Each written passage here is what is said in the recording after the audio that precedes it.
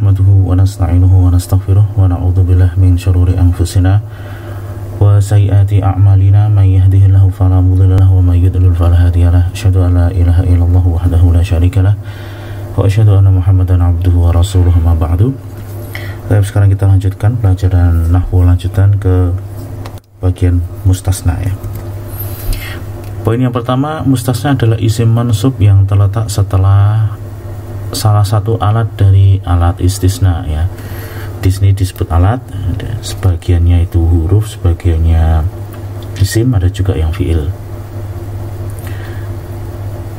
Ya, jadi dia isim mansub disebutkan setelah adatin min adawatil istisna, dan dia itu menyelisihi isim sebelumnya dalam hukum.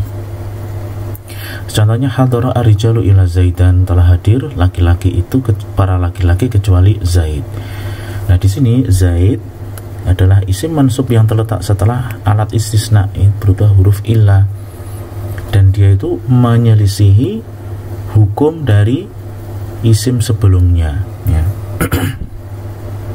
Nah, isim sebelumnya itu disebut sebagai mustasna minhu. Jadi ar-rijal adalah mustasna minhu yang dikecualikan darinya, sedangkan Z yang dikecualikan. Nah, hukumnya beda ya, karena si Z itu dihukumi belum hadir sementara para laki-laki sudah hadir. Poin yang kedua, alat-alat istisna adalah ila, ghairu, siwa, khala, atahasya ya, semua artinya kecuali. Poin ketika mustasna dengan ila itu memiliki 3 hukum. Yang pertama adalah wajib nasab ya. Wajib nasab manakala jumlahnya itu positif ya, jumlah sebelum ila itu positif ya, bukan negatif. Kemudian disebutkan mustasna minhu ya. Jadi wajib nasab ketika bagaimana? Ketika dia positif dan dzukira al-mustasna minhu, disebutkan mustasna minhunya. Contohnya hadara ar-rijalu ila zaidan, telah hadir para laki-laki kecuali Zaid. Nah, dalam kondisi ini mustasnanya ini wajib nasab ya. Kenapa? Karena jumlahnya itu positif. Ini positif, bukan negatif ya. Dan mustasna minhunya disebutkan, yaitu ar-rijal. Aku membaca suhuf kecuali safhataini, 2 lembar ya. Di sini aku membaca lembaran-lembaran itu mungkin maksudnya koran kali ya, atau ya nggak tahu, suhuf ya, lembaran pokoknya. Aku membaca lembaran-lembaran itu kecuali 2 lembar. Nah, di sini jumlahnya positif dan disebutkan mustasna minhunya. Maka di sini safhatain, 2 lembarnya ini dinasabkan. Tapi berikutnya hukum mustasna dengan ilah ya, pertama tadi wajib nasab, yang kedua adalah boleh nasab ya. Jadi boleh nasab ataukah boleh mengikuti mustasna minhu. Dalam kategori kedua ini ya, boleh nasab atau boleh ngikut ke mustasna minhu dalam hal i'rab apabila mustasna itu adalah sebagai badal idza kana al-kalamu manfiyan, jika kalamnya itu negatif kemudian disebutkan mustasna minhunya. Contohnya maqama ahadun illa zaidan, tidak berdiri seorang pun kecuali Zaid ya. Jadi jumlah sebelumnya itu manfi ya, negatif, dan disebutkan mustasna minhu, yaitu adalah ahadun. Maka dalam hal ini Zaid mustasna dengan ilah mansub dengan fathah.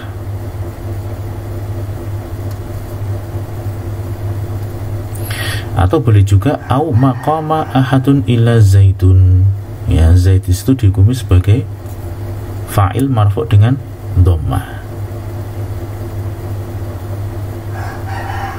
Mestinya badal tadi ya, karena di sini badal ya, fa'ilnya harusnya ahadun ya. Ini fa'ilnya, kemudian ini dihukumi sebagai badal atas ahad. Tapi itu ada dua i'rabnya ya, boleh di i'rab sebagai mustasna, boleh juga badal ya. Tapi yang ketiga, hukum mustasna dengan ila i'rabu bihasabi mauqi'ihi fil jumlah idza kana al-kalamu manfi wa lam yudkar al-mustasna minhu. Dia di i'rab sesuai dengan kedudukannya di dalam jumlah apabila jumlahnya itu manfi, negatif, dan tidak disebutkan mustasna minhu.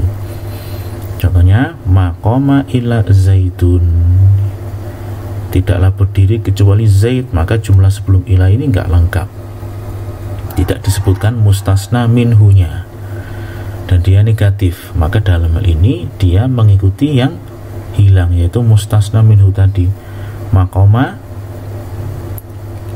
Nah, yang hilang mustasna minhunya itu adalah fa'il ya, maka dalam ini dia langsung berposisi sebagai fa'il. Maqultu ilal haq, aku tidaklah mengatakan kecuali kebenaran ya. Apakah jumlah ini sudah lengkap? Belum. Yang mustasna minhunya itu adalah maf'ul bih dari qala ya. Qala itu membutuhkan maf'ul bih. Qala, yaqulu, qul. Maf'ul bihnya adalah sesuatu yang akan dikatakan. Nah, di sini yang dikatakan nggak ada, maka di sini tidak lengkap ya. Yang mustasna minhunya tidak disebutin, jumlahnya negatif, maka kemudian al-haq ini yang mengikuti yang hilang, yang mustasna minhunya, yaitu maf'ul bih. Jadi dia dinasabkan.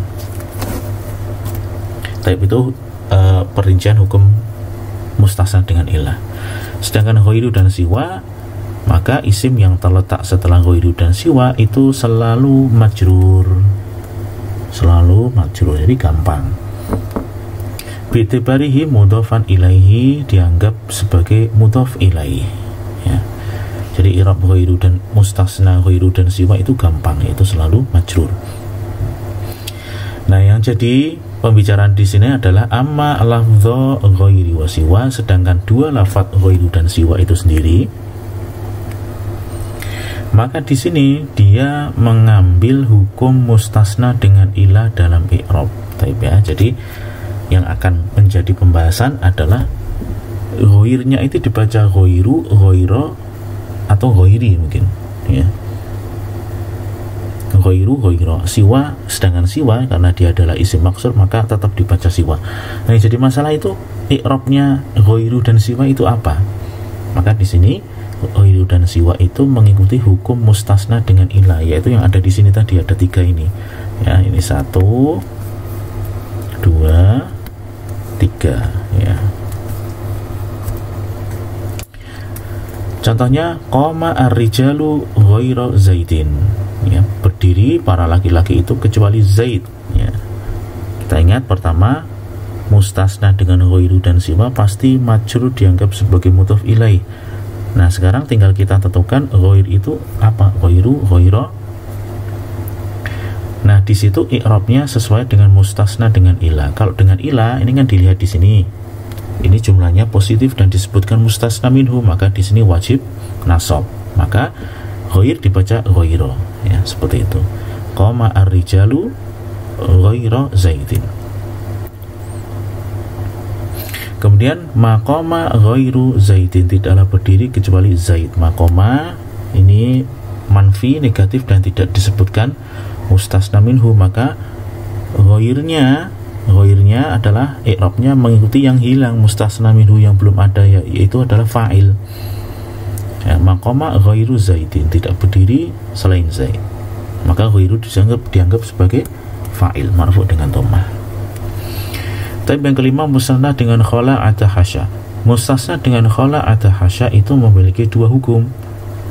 Mungkin dia mansub, dianggap sebagai maf'ul bih ya.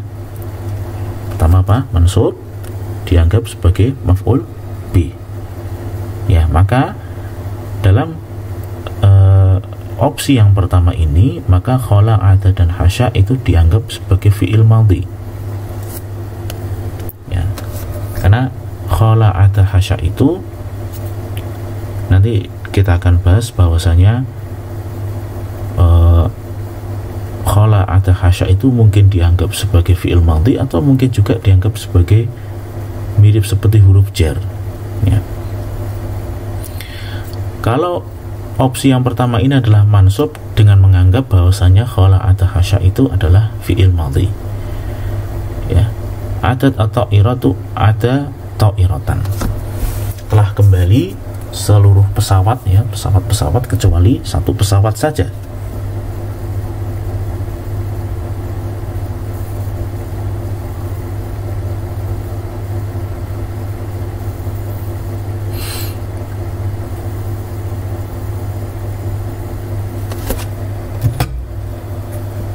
Ya, maka di sini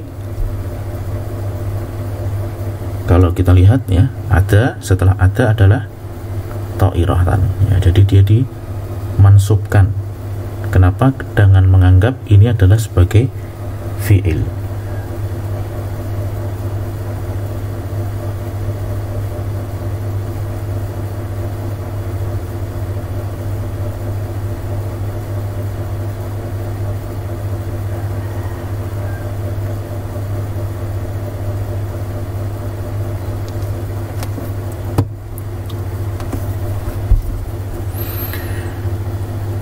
Atau opsi yang kedua ya, ini opsi pertama, opsi yang kedua, atau majrur dengan menganggap khala'ata hasya itu sebagai huruf jar. Contohnya adalah pesawat-pesawat itu telah kembali kecuali satu pesawat. Khala itu huruf jar mabni dengan sukun ya, dianggap sebagai huruf jar, sedangkan ta'iratin ini majrur dengan kasrah. Ya, itu ada dua opsi dalam hal ini. Dan terkadang ada dan khala itu didahului oleh ma masdariyah. Maka ketika itu ya, ada dan khala yang kemasukan ma masdariyah harus nasab ya, mustasnanya setelah ada dan khala, karena dianggap sebagai maf'ul bih. Dan ada dan ma khala itu dianggap sebagai fi'il madhi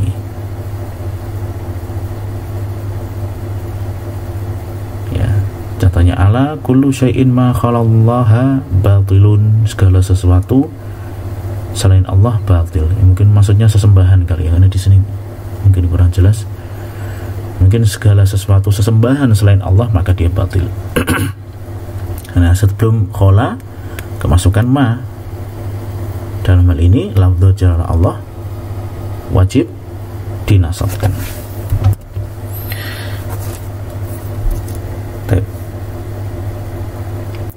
Catatan di i'rab lafadz ghairu dan siwa sebagaimana sudah dijelaskan di atas, apabila digunakan untuk selain istisna dengan makna ilah ya. Adapun apabila keduanya itu digunakan untuk tujuan yang lain, maka di-i'rab sesuai dengan tempatnya di dalam jumlah. Misalkan kalamuka ghairu mafhum, perkataanmu itu enggak dapat difahami ya. Ghairu di situ tidak berarti kecuali, tapi artinya tidak ya. Perkataanmu itu tidak dapat difahami, yaitu sebagai khobar.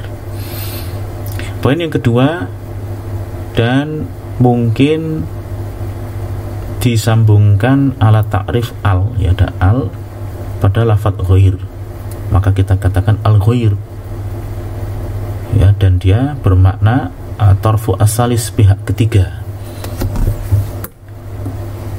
Misalkan sudirat hadhihi syahadatu tuna adna mas'uliyatin fima yata'allaq bi huquqil ghair ya.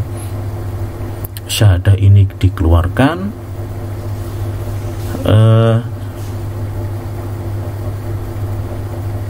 mungkin tanpa ada tanggung jawab terkait dengan pihak ketiga ya.